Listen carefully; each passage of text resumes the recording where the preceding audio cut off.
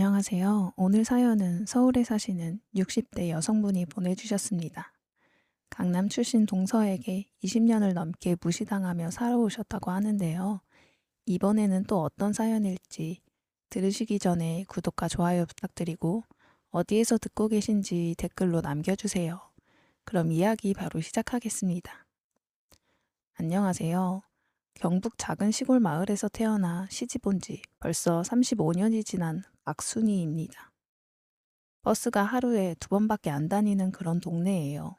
산 하나 넘으면 바로 또 논밭이고 슈퍼마켓이라고 해봤자 구멍가게 하나가 전부였죠.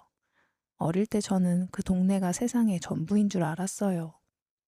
서울이 얼마나 큰지도 몰랐고 강남이 어딘지도 몰랐고요. 아버지는 평생 농사만 지으셨어요. 손이 항상 거칠고 갈라져 있으셨는데 어릴 때 그 손으로 제 머리 쓰다듬어 주시던 게 아직도 선명합니다. 어머니는 새벽에 일어나 밭일을 나가시고 낮엔 바느질을 하시고 저녁엔 또 집안일을 하셨어요. 쉬는 날이 없으셨죠. 그렇게 사셔도 오남매 먹이고 입히는 게 늘 빠듯했습니다.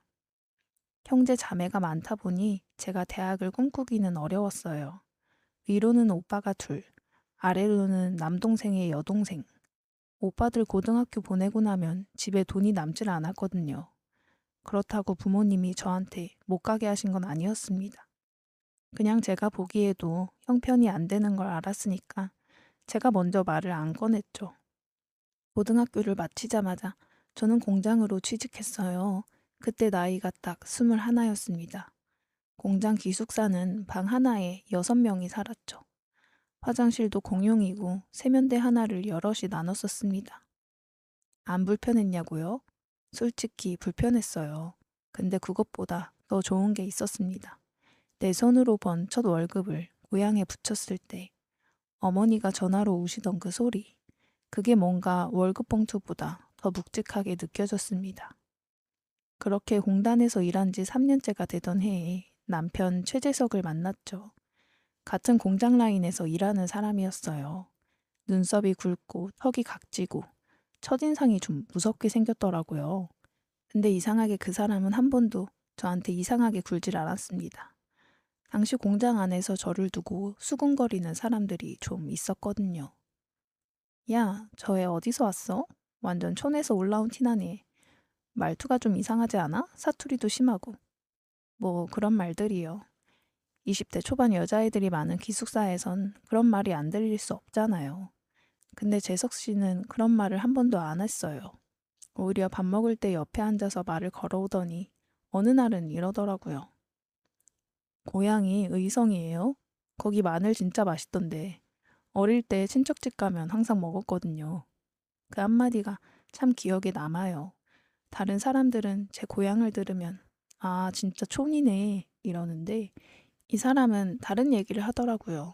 그때부터 이 사람은 좀 다르다 싶었죠.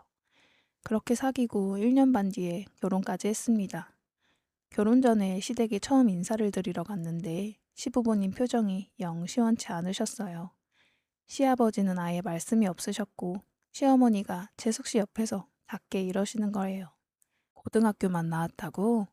재석이는 대학도 나왔는데 에휴 뭘 보고 데려온 건지. 저는 그 말을 다 듣고도 못 들은 척 했습니다. 큰 절을 올리면서 속으론 생각했어요. 그래, 어른들이 처음엔 다 그러시지. 살다 보면 알게 되시겠지. 그렇게 마음을 다잡고 일어섰습니다. 결혼 후에 우리 부부는 공장 일을 계속했어요. 남편은 라인 반장으로 승진했고 저는 결혼 뒤에도 한동안 공장 일을 이어가다가 아이가 생기면서 그만뒀습니다. 시댁 근처에 전셋집을 얻어서 살림을 시작했는데 넉넉하진 않아도 그럭저럭 살만했어요. 남편이 워낙 성실했거든요. 쉬는 날도 없이 일하고 번 돈을 한 푼도 허투루 쓰는 법이 없었어요. 그렇게 결혼한 지 꼭 1년 뒤 시동생 최재민 씨가 결혼을 했습니다. 재민 씨는 남편보다 2살 아래인데 어릴 때부터 공부를 참 잘했다고 했어요. 집안의 기대를 한 몸에 받고 자랐고 의대까지 나와서 당시 대학병원 레지던트로 일하고 있었죠. 시부모님이 재민 씨 이야기만 나오면 얼마나 얼굴이 환해지시는지 옆에서 보면 저절로 비교가 됐죠. 재석 씨가 잘했단 소리를 들은 기억이 없다고 할 만큼 집안에서 재석 씨는 늘 재민 씨 그늘에 있었죠. 그런 재민 씨가 데려온 사람이 바로 동서 이수연이었습니다. 서울 강남 출신이고 부모님이 둘 다 의사인 집안의 외동딸이었어요. 피부가 희고 옷을 참 잘 입고 말투가 야무졌죠. 첫 만남부터 뭔가 딱 느껴지는 게 있었어요. 저를 위아래로 훑어보는 그 눈빛이요. 딱히 무례한 것도 아닌데 딱히 따뜻한 것도 아닌 그냥 평가하는 눈빛이랄까요? 저는 그래도 먼저 다가가 보려 노력했습니다. 동서가 생긴다는 게 그렇게 설렐 수가 없었거든요. 잘 지내보고 싶었어요. 정말로. 처음 시댁에서 같이 밥을 먹는 날 제가 된장찌개를 끓였습니다. 나름 공들였죠. 수연 씨, 입맛에 맞을지 모르겠지만 한번 드셔봐요. 동서가 수저를 들더니 한술 뜨고는 그릇을 살짝 밀어내면서 이러는 거예요. 아, 형님. 저 사실 된장 냄새가 좀 강해서 잘 못 먹거든요. 죄송해요. 아, 그래요? 미리 물어볼 걸 그랬네요. 다음엔 다른 거 해줄게요. 괜찮아요. 그런데 형님은 이런 거 좋아하세요? 입맛이 좀 투박하신 편인가 봐요. 저는 첫 만남에 저런 말을 하는 동서를 보며 속으로는 조금 놀랐지만 분위기를 안 좋게 만들고 싶진 않아서 그냥 웃었습니다. 근데 집에 돌아오는 길에 그 말이 계속 머릿속에서 맴돌더라고요.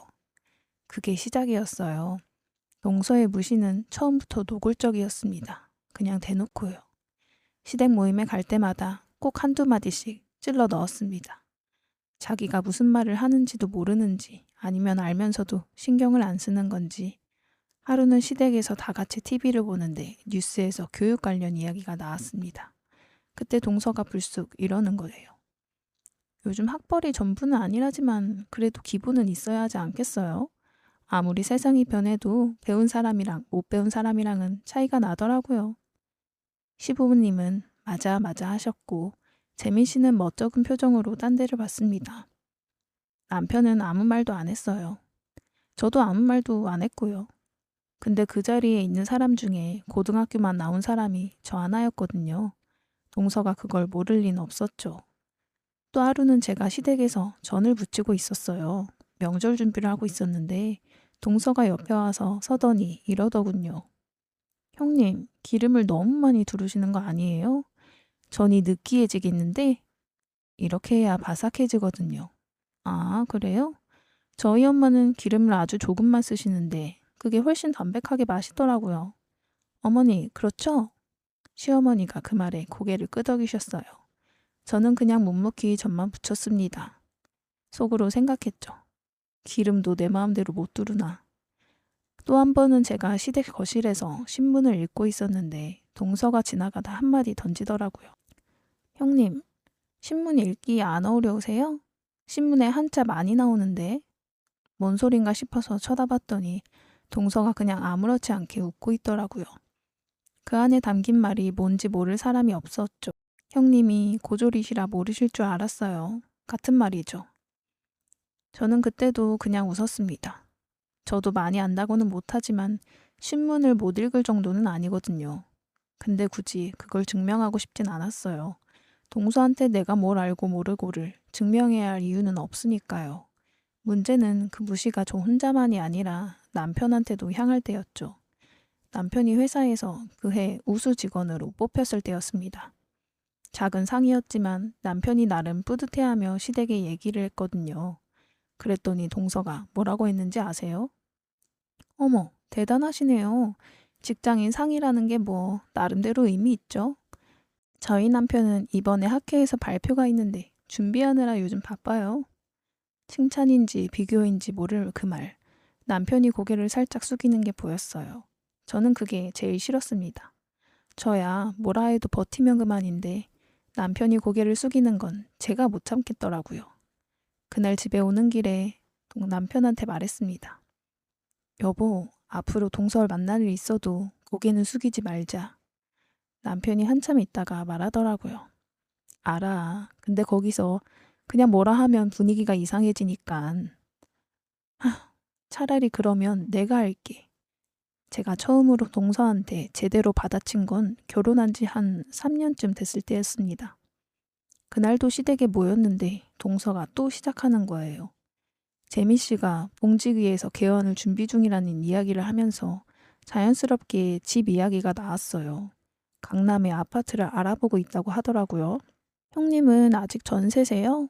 요즘 집값이 얼마나 올랐는지 몰라요. 전세는 좀 불안하지 않으세요? 뭐 그래도 살만해요. 그래도 이제 자리를 잡으셔야죠. 형님은 언제 내 집 마련하실 계획이세요? 거기까지는 그냥 넘어가려 했어요. 근데 동서가 거기선 멈추지 않더라고요. 형님, 솔직히 물어봐도 돼요? 아주버님 공장일이 오래 가긴 하나요? 요즘 제조업이 힘들다던데. 그 순간 저는 웃음이 딱 멈췄어요. 수연 씨, 오늘 그 이야기를 굳이 꼭 해야 될까요? 아, 저는 그냥 걱정이 돼서 여쭤본 거예요. 걱정이요? 수연 씨가 저희 걱정을요? 형님, 왜 그렇게 예민하게 받아들이세요? 예민한 게 아니라 지금 걱정한다는 사람이 말하는 방식이 아니잖아요. 걱정이 되면 조용히 개인적으로 물어보는 거지. 식구들 다 모인 자리에서 남편 직업 안정성을 들먹이진 않죠. 동서 얼굴이 살짝 굳더라고요. 시어머니가 분위기 전환을 하시려고 다른 이야기를 꺼내셨고 그날 이후로 동서가 저한테 직접적으로 대놓고 무시하는 건 좀 줄었습니다. 대신 방식이 달라졌죠. 더 은근하고 더 우회적으로 변했어요. 세월이 흘러서 아이들이 태어났습니다. 저는 딸을 낳았습니다. 이름은 최지아. 눈이 동그랗고 손이 통통했어요. 태어날 때부터 뭔가를 쥐는 걸 좋아했죠. 딸랑이든 엄마 손가락이든 뭐든 손에 쥐어주면 꼭 쥐고 놓질 않더라고요. 동서는 지아가 태어나고 꼭 1년 뒤에 딸을 낳았습니다.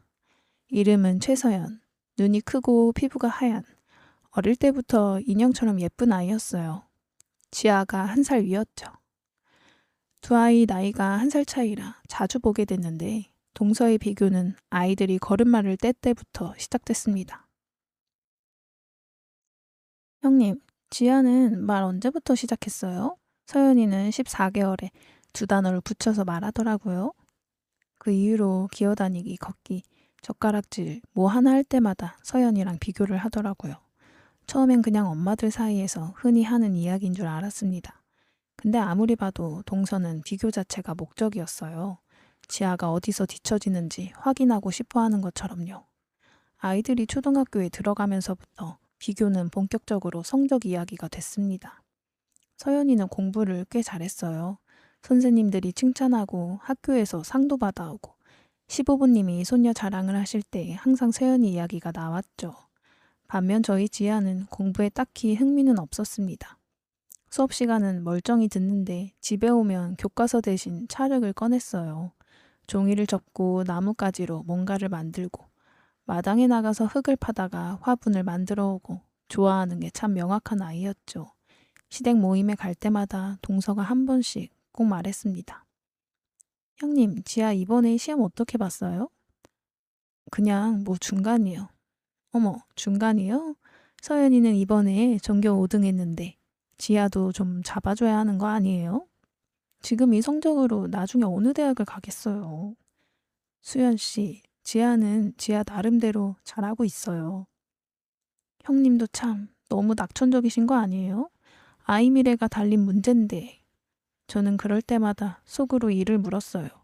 내 아이 교육법에 당신이 뭐라고 감나라 배나라 하나 싶었죠. 하지만 아이들 앞에서 싸우기 싫어서 꾹꾹 눌렀습니다. 그러다 지아가 초등학교 4학년 때였습니다. 학교 미술대회에서 지아가 1등을 해왔어요. 찰흙으로 작은 마을 모형을 만들었는데 심사 선생님들이 이건 어른이 도와준 거 아니냐고 물어볼 정도였다고 담임 선생님이 전화로 알려주셨죠. 지아가 상장을 들고 집에 들어오는데 얼굴이 얼마나 화나던지. 엄마, 나 1등 했어. 저는 그날 지아를 꼭 안아줬어요. 진짜 대단하다. 자랑스럽다. 몇 번이고 말해줬죠. 그 이야기가 시댁에도 퍼졌는데 동서가 한다는 말이요. 미술 1등이요? 어머, 잘했네. 근데 형님, 현실적인 얘기를 해야 하는 거 아닐까요? 미술로는 먹고 살기 정말 힘들잖아요. 서연이는 이번에 수학 올림피아드 나간대요. 역시 쓸모있는 건 수학이지. 미술은 취미로 하면 모르겠지만 저는 동서한테 차갑게 말했습니다. 수연 씨, 지금 지아 상 타온 거 축하하는 자리예요. 오늘은 그냥 잘했다고만 해줄 수 없어요? 아, 저 칭찬했잖아요. 칭찬하고 나서 바로 욕하면 그건 칭찬이 아니죠. 그리고 미술로 먹고 살기 힘들다는 말, 지아 지금 들었어요. 그 자리가 조용해졌어요. 집으로 돌아오는 차 안에서 지아가 묻더라고요. 엄마, 나 계속 흙으로 놀아도 돼? 나 나중에 도예 배우고 싶어. 그럼 너가 좋아하는 거 하면 되지. 엄마는 내가 공부 못해도 실망 안 해? 지아야, 엄마는 너가 뭘 좋아하는지 아는 사람으로 자라는 게 훨씬 더 중요해. 공부가 전부는 아니야. 그날 지아 눈빛이 얼마나 반짝이던지요. 저는 그게 아직도 잊혀지지 않아요. 세월이 참 빠르더라고요. 지아는 중학교, 고등학교를 다니면서 내내 도예를 놓지 않았어요. 방과 후엔 도예 공방을 다녔고 주말엔 혼자 집에서 흙을 빚었습니다. 성적은 딱 중간이었지만 좋아하는 것에 관해서만큼은 어른도 혀를 내두를 만큼 집요했어요. 반면 서연이는 중학교 때부터 의대를 목표로 달렸습니다. 동서가 그 이야기를 얼마나 자주 했는지 몰라요. 시댁에 갈 때마다, 명절마다, 심지어 우연히 마주치는 자리에서도요. 서연이가 이번에 전국 모의고사에서 의대 라인 나왔어요. 선생님이 이 성적이면 충분하다고 하셨대요. 형님, 지아는 어느 과 갈 거예요? 아직 결정 못했어요? 어머, 빨리 방향을 잡아야 할 텐데. 저는 그냥 웃으면서 넘겼습니다. 지혜는 도예학과 갈 거라고 이미 마음을 정했고 저도 남편도 전적으로 지지하고 있었으니까요. 동서는 그 말을 들었을 때 입술을 살짝 깨물더라고요. 도예학과요? 형님, 그 과가 취업이 얼마나 힘든지 알고 가는 거예요? 지아가 원하는 거니까요. 원한다고 다 되나요? 세상이 그렇게 만만하지 않아요, 형님. 그 말이 어찌나 당당하게 나오던지 자기 딸은 의대 보내는 사람 특유의 자신감이랄까요? 그때의 동서 표정은 잊을 수가 없어요. 저를 가엾게 여기는 건지 안쓰럽게 보는 건지 그 묘한 눈빛이요. 저는 그냥 말했어요. 두고 봐요, 동서. 지아는 결국 도예학과에 입학했습니다. 수업 시간에도 방과 후에도 방학에도 교수님들 사이에서 저 학생 대단하다는 말이 나올 정도로 집요하게 작업했습니다. 졸업 전시 때 교수님 한 분이 저한테 직접 전화를 하셨죠. 어머님, 따니면 그냥 취업하기엔 아깝습니다. 작업을 계속 이어가도록 지원해 주세요. 그 말을 들었을 땐 눈물이 났어요. 제가 지아를 믿었던 게 틀리지 않았구나 싶어서요. 졸업 후에 지아는 작업실을 얻었습니다. 고시원 방 크기만한 지하 작업실이었는데 거기서 혼자 작품을 만들어서 팔기 시작했어요. 처음엔 정말 작은 벼룩시장에서요. 손바닥만한 테이블 하나에 직접 만든 화분 몇 개를 올려놓고 하루에 몇만 원 파는 게 전부였죠. 처음 몇 달은 수입이 거의 없었습니다. 재료비도 안 나오는 달이 있었죠. 제가 몇 번 돈을 보내줬는데 지아가 한사코 거절하더라고요. 엄마, 나 괜찮아. 내가 만든 걸로 내가 먹고 살아야 진짜지. 남의 돈으로 버티면 그건 내 성공이 아니잖아. 그 말이 기특하면서도 얼마나 마음이 쓰리던지요. 남편이 그 이야기를 듣고 말했어요. 지아, 그냥 두자. 저 애는 우리가 뭘 해준다고 막 달라질 아이가 아니야. 혼자서도 잘하는 걸. 그 말에 저도 고개를 끄덕였죠. 지아가 처음 벼룩시장에 나간 날, 저는 멀찍이 서 지켜봤어요. 지아한텐 말하지 않고 혼자 따라갔거든요. 접이식 테이블 하나 펼쳐놓고 자기가 만든 화분들을 조심조심 늘어놓는 그 뒷모습이 어찌나 기특하던지 저는 그 자리에서 속으로 빌었어요. 제발 오늘도 하나만 팔아라. 딱 하나만. 다행히 그날 화분 3개를 팔더라고요. 지아가 집에 와서 이렇게 말했어요. 엄마, 나 오늘 5만 원 벌었어. 대박이지. 5만 원을 팔았다며 좋아하는 그 얼굴이 얼마나 예쁘던지 모릅니다. 저는 웃으면서 잘했다 잘했다 했어요. 속으로는 또 울컥했지만요. 그렇게 벼룩시장을 몇 달 다니더니 지아가 인스타그램이라는 SNS를 시작했어요. 작품 만드는 과정을 영상으로 올리기 시작했죠.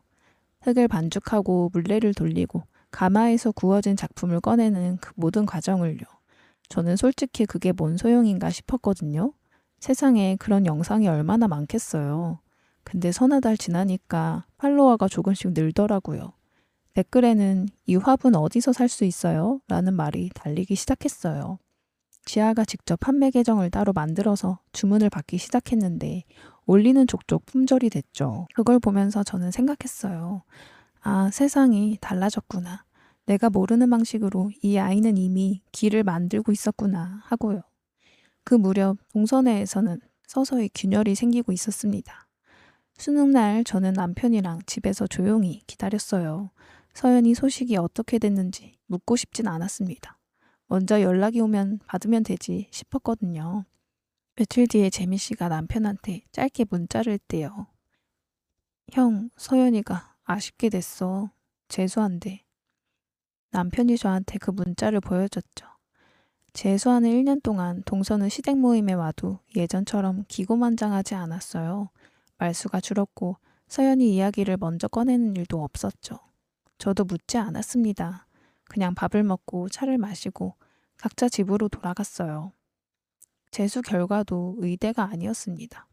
그때 동서 얼굴을 봤는데 많이 초췌해져 있었어요. 예전에 그 당당하던 표정이 아니라 뭔가 힘이 빠진 얼굴? 저는 그 얼굴을 보면서 이상하게 가슴이 아프더라고요. 그렇게 미운 사람인데 왜 가슴이 아프냐고요? 모르겠어요. 그냥 그랬습니다. 삼수까지 하겠다고 했을 땐 시아버지가 처음으로 반대하셨다는 말을 전해 들었어요. 이제 그만하고 딴 길 찾아라. 근데 동서가 막았다더라고요. 서연이가 한 번 더 하고 싶다는데 어떻게 말리냐고요. 그 말이 참 씁쓸했어요. 딸을 위한 건지, 자기 꿈을 딸한테 투영시키는 건지. 결국 서연이는 삼수를 했고 수능날 밤 동서한테 문자가 왔습니다. 오래간만에요.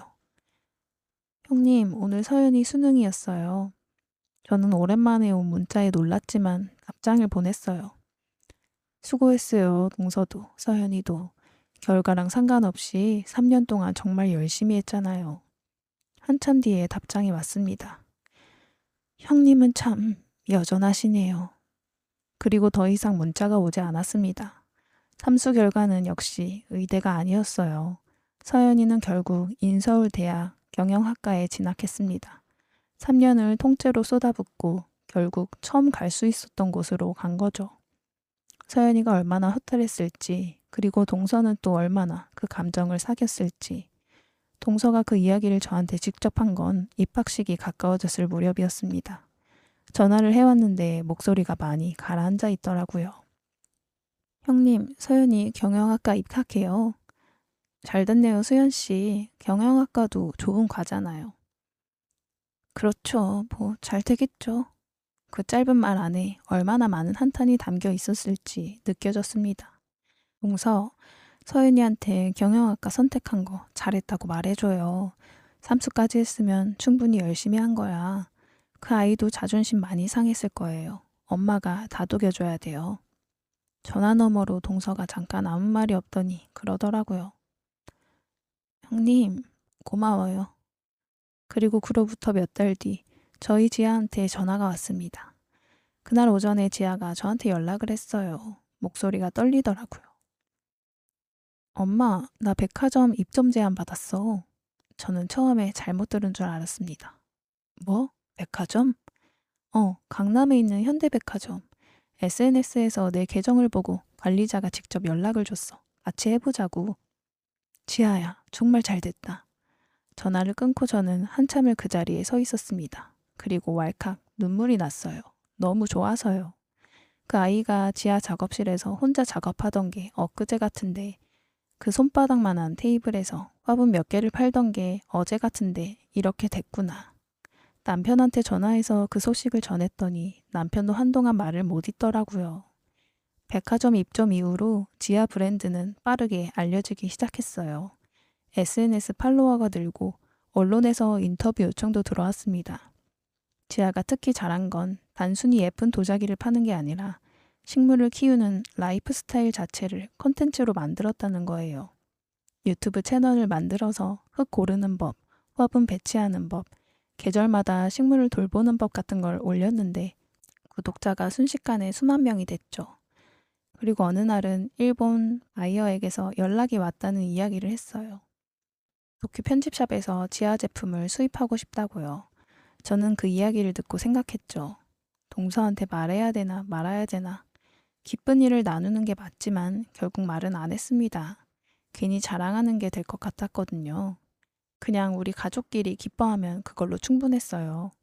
그 무렵 시동생 재민 씨가 몇 년 전에 차린 개인 의원이 서서히 무너지고 있었습니다. 처음엔 잘 됐어요. 동네에서 입소문도 나고 환자도 꾸준했죠. 근데 앞 건물에 큰 병원이 들어오면서 상황이 완전히 달라졌습니다. 환자 수가 뚝 떨어졌고 임대료도 인건비며 의료 장비 할부금이며 고정비는 그대로인데 수입은 반토막이 났죠. 개원할 때 받은 대출이 컸는데 이자가 밀리기 시작했다는 이야기가 남편한테도 들어왔어요. 재민 씨가 남편한테 몇 번 전화를 했는데 차마 말은 못 꺼내고 끊었다고 하더라고요. 저는 그때 이미 알고 있었습니다. 결국은 연락이 다시 올 거라는 걸요. 상황은 갈수록 나빠졌어요. 더욱 열심히 해봐도 환자들이 돌아오지 않았죠. 주변에 더 크고 좋은 병원이 있는데 굳이 갈 필요가 없었던 거죠.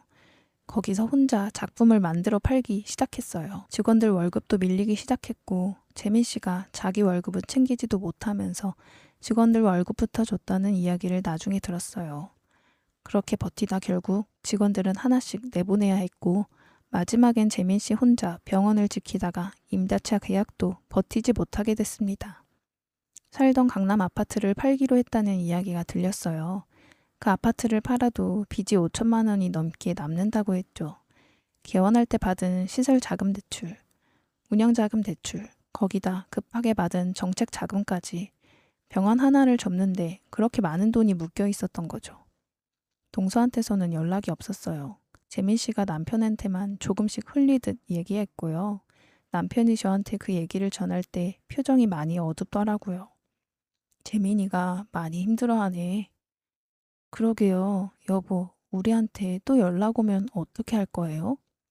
그래도 가족인데.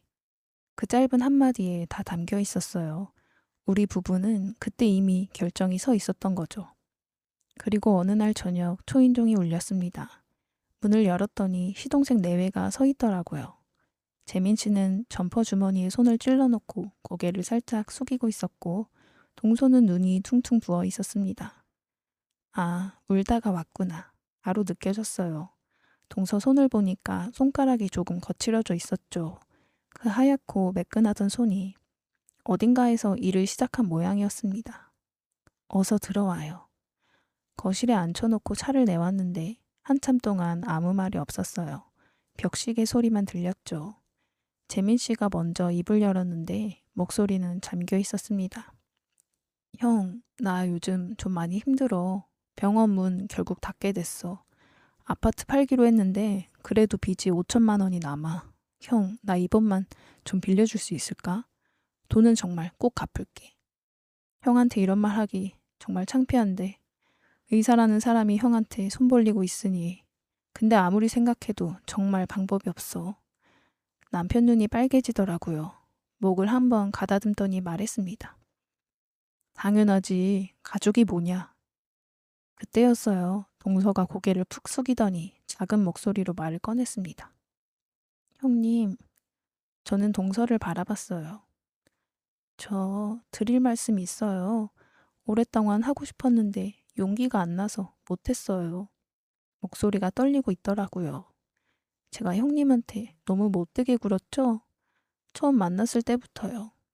사실 형님을 아래로 봤어요. 고졸이다, 시골 출신이다, 남편이 공장 다닌다. 그런 게 사람 자체보다 더 중요한 것처럼 굴었고요.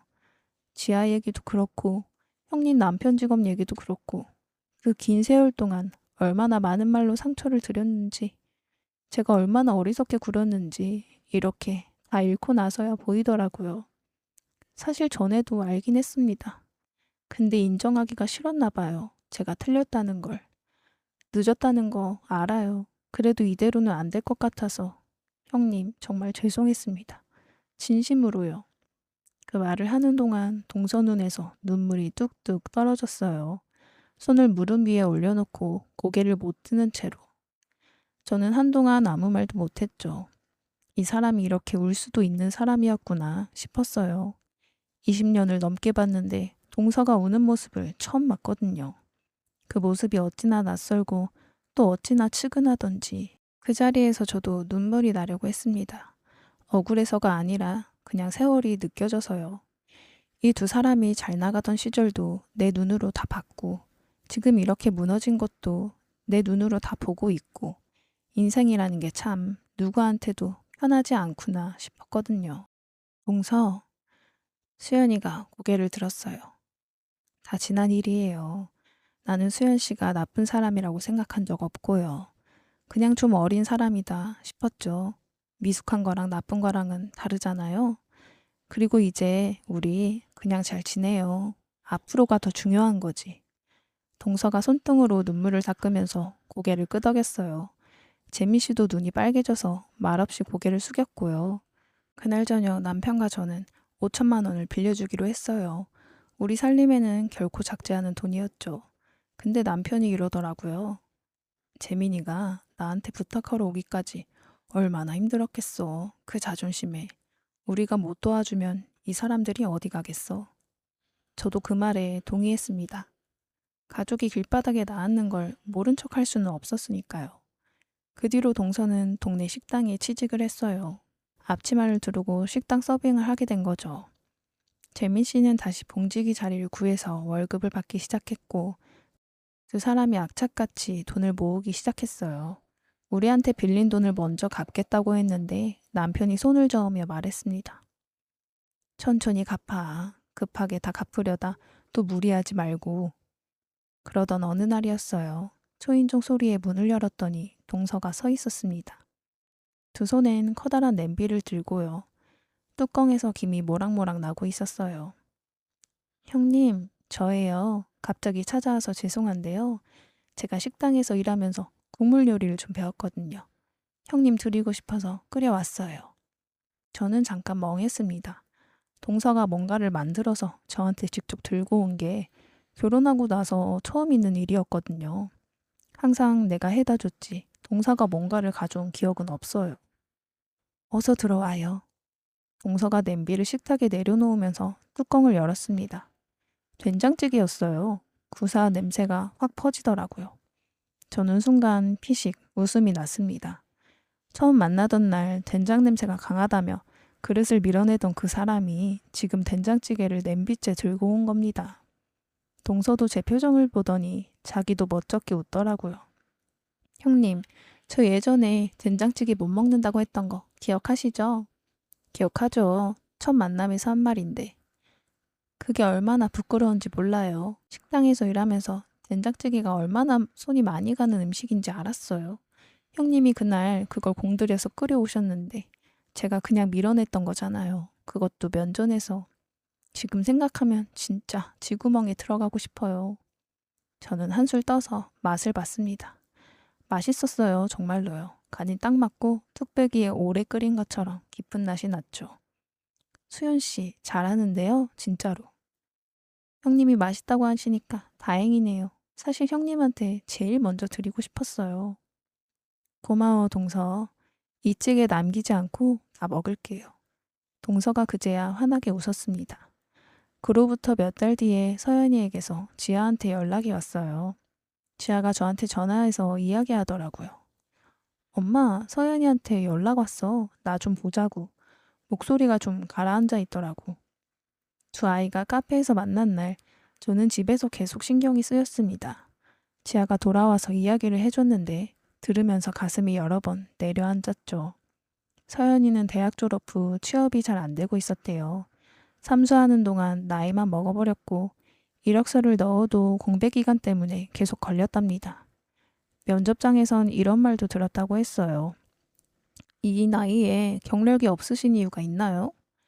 서연이가 재수, 삼수 이야기를 설명하면 면접관들 표정이 굳는 게 느껴진대요. 성실하게 목표를 향해 달린 게 오히려 발목을 잡게 된 거죠. 그렇게 1년 가까이 계속 떨어지다 보니 용기를 내서 지원했다가 또 떨어지고 또 지원했다가 또 떨어지고 나중엔 면접장에 들어가기도 전에 손이 떨린다고 했대요. 그러다 지하 브랜드가 잘 된다는 소식을 듣고 용기를 냈다고 했어요. 언니, 나 할 말이 있어서 불렀어. 몇 번이나 연락하다 끊었어. 창피해서. 언니 브랜드에서 일하게 해줄 수 있어? 나 뭐든지 할게. 청소도 하고 배달도 하고. 내가 언니한테 어떻게 굴었는지는 알아. 어릴 때 엄마 따라서 언니 흉도 받고 언니가 도예학과 간다고 했을 땐 속으로 비웃기도 했어. 근데 지금 나는 언니한테 취직을 부탁하고 있고 이게 얼마나 창피한 일인지도 알면서도 더 이상 자존심 부릴 상황이 아닌 것 같아서. 서연이가 그 말을 하면서 울었다고 했어요. 그 말에 지아는 서연아, 창피하긴 뭐가 창피해. 우리 어릴 때 얘기잖아. 나는 다 잊었어. 근데 솔직히 말할게. 우리 브랜드가 지금 온라인이랑 해외 쪽을 강화하려고 하는데 넌 경영학과 나왔잖아. 논리적이고 꼼꼼한 거 내가 잘 아니까 배우르이즈만 있으면 같이 해볼 수 있을 것 같아. 대신 가족이라고 봐주는 거 없다. 다른 팀원들이랑 잘해줘야 돼. 서연이가 고개를 끄덕였대요. 고마워 언니. 고맙긴 나도 든든한 직원이 생기는 거잖아. 지아가 쿨하게 말은 했지만 집에 와서 저한테 그 얘기를 전해줄 땐 목소리가 좀 떨리더라고요. 저는 지아에게 말했습니다. 지아야, 엄마는 너가 정말 자랑스러워. 정말로. 엄마, 뭘 갑자기. 그냥 너가 좋은 사람이 됐네 싶어서. 엄마가 그렇게 키운 거잖아. 서연이는 지아 브랜드에서 잘 자리를 잡았다고 합니다. 꼼꼼하고 논리적인 성격이 온라인 마케팅이랑 해외 바이어 쪽에 딱 맞더라고요. 지아가 어느 날 저한테 이렇게 말했습니다. 엄마, 서연이 생각보다 훨씬 잘한다? 내가 못하는 걸 서연이가 채워주는 느낌이야. 동서는 그 소식을 듣고 저한테 전화를 했어요. 형님, 서연이 좀 잘 부탁드릴게요. 형님이 저희 딸 살려줬습니다. 수연 씨, 내가 살려준 게 아니에요. 서연이가 열심히 해서 자리 잡은 거죠. 그래도요, 형님. 진짜 고마워요. 수연 씨, 우리 이제 그냥 잘 지내봐요. 살아보니 알겠더라고요. 사람을 평가할 때 쓰는 기준들, 학벌이니 집안이니 재산이니 하는 것들이 인생 전체를 놓고 보면 얼마나 작은 조각인지, 그 잣대로 사람을 줄 세우던 사람이 결국 그 잣대로 자신이 무너지는 걸 제 눈으로 봤으니까요. 진짜 단단한 사람은 화려한 스펙이 아니라 꺾이지 않는 방향을 가진 사람이더라고요. 좋아하는 게 뭔지 알고 그걸 향해 묵묵히 걸어가는 사람. 누가 예술이 밥이 되냐고 해도 도예를 놓지 않았던 저희 지아처럼요. 그리고 용서는 상대방을 위한 게 아니더라고요. 나를 위한 거예요. 20년 동안 쌓인 감정들을 놓아주고 나서 저도 한결 가벼워졌거든요. 미움을 붙들고 사는 게 생각보다 많이 무거운 일이었더라고요. 저는 요즘도 아침마다 지아가 만들어준 머그컵을 들고 베란다에 서서 창밖을 구경해요. 딸이 만들어준 이 울퉁불퉁한 컵이 어느 백화점에서 파는 매끈한 컵보다 제 손에 더 잘 맞아요. 제 사연을 끝까지 들어주신 모든 분께 진심으로 감사드립니다. 오늘 사연은 여기까지입니다. 잘 들으셨다면 구독과 좋아요 부탁드리고 다음 사연에서 뵙겠습니다.